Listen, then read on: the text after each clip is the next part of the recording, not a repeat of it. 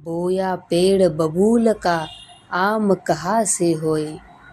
संत कबीरांची ही एक प्रसिद्ध अशी वाणी आहे.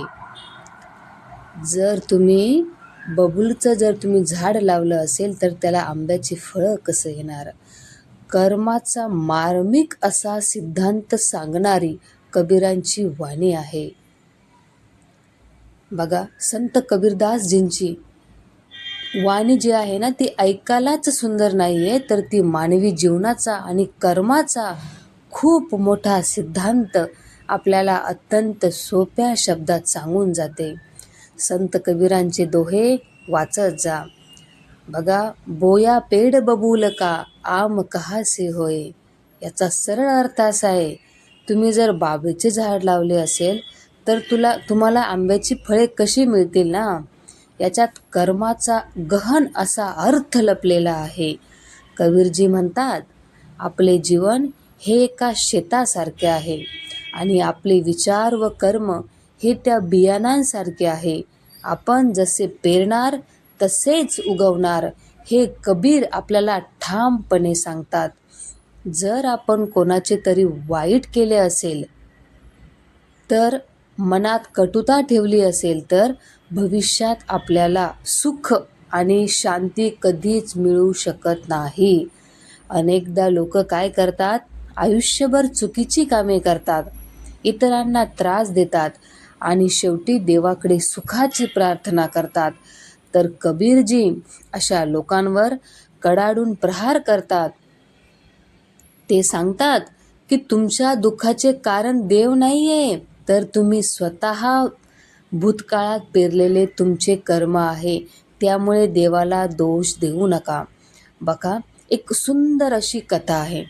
फार वर्षापूर्वी एका गावात रामू नावाचा एक श्रीमंत पण अत्यंत लोभी आणि गर्विष्ठ माणूस राहत होता. त्याच्याकडे अफाट संपत्ती होती, पण त्याचे मन मात्र खूप संकुचित होते.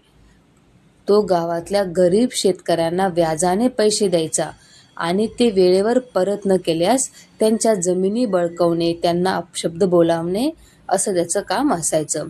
थोडक्यात तर काय, त्याने संपूर्ण गावात अनेकांचे मन दुखावले होते आणि प्रत्येकाच्या वाटेत अडचणीचे काटे पेरले होते. काळ बदलला आणि रामू म्हातारा झाला. बघा, म्हातारं प्रत्येकाला व्हायचंय, तसं रामू पण झाला आणि म्हातारपणात तो गंभीर आजारी पडला. त्याची मुलेही त्याच्यासारखीच लोभी निघाली. त्यांनी पैशाच्या वादातून रामूला घरात एकटे सोडून दिले. ज्या गावकऱ्यांना त्याने त्रास दिला होता, त्यापैकी कोणीही रामूची विचारपूस करायला आले नाही. रामू अंथरुणाला खिळला आणि दुःखात दिवस काढू लागला. एक दिवस त्या गावातून एक संन्याशी चालले होते आणि रामूची अशी दुरावस्था पाहून त्यांना दया आली. ते त्याच्याजवळ गेले आणि त्यांनी त्याला पाणी पाजलं. त्यावेळेस रामू रडत रडत म्हणाला, महाराज, मी देवाचे काय बिघडवले होते. माझ्या म्हातारपणात माझ्या नशिबी इतके दुःख, एकाकीपणा आणि वेदना का आल्या. देवाने माझ्यासोबत असा अन्याय का केला. तेव्हा तो संन्याशी शांतपणे हसला आणि रामूला विचारले, रामू, मला सांग, जर तू तुझ्या शेतात बाभळीची काटेरी झाडे लावलीस तर उन्हाळ्यात तुला तिथून गोड रसाळ आंबे खायला मिळणार आहे का. रामू म्हणाला, शक्यच नाही ना, बाभळीला काटेच येणार आहे. तर त्यावर त्या संन्याशाने अत्यंत मायेने रामूच्या डोक्यावर हात ठेवला आणि म्हणाले, हेच तुझ्या प्रश्नाचे उत्तर आहे. तारुण्यात तू पैशाच्या अहंकारात प्रत्येकाला त्रास दिलास, गरिबांचे तळतळाट घेतले, लोकांच्या आयुष्यात काटे पेरले.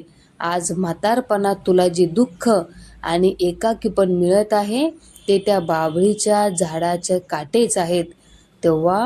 जेव्हा कर्म बाभळीचे केले असेल तर तुला काटेच मिळणार. रामूला आपली चूक समजली आणि त्याने कर्माची माफी मागितली. बघा, पण वेळ निघून गेलेली आहे. सांगायचं तात्पर्य एवढंच आहे की हा जो दोहा आहे ना, हा आपल्याला रोजच्या जगण्यात एक महत्त्वाची शिक्षण देतो. शिकवण देतो.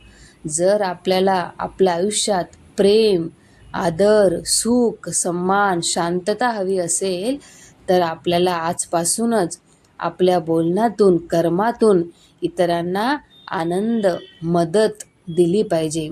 आपण पेरलेले प्रत्येक कर्म फिरून आपल्याकडंच येत असते. हाच निसर्गाचा आणि कबीरवाणीचा अंतिम नियम आहे. धन्यवाद.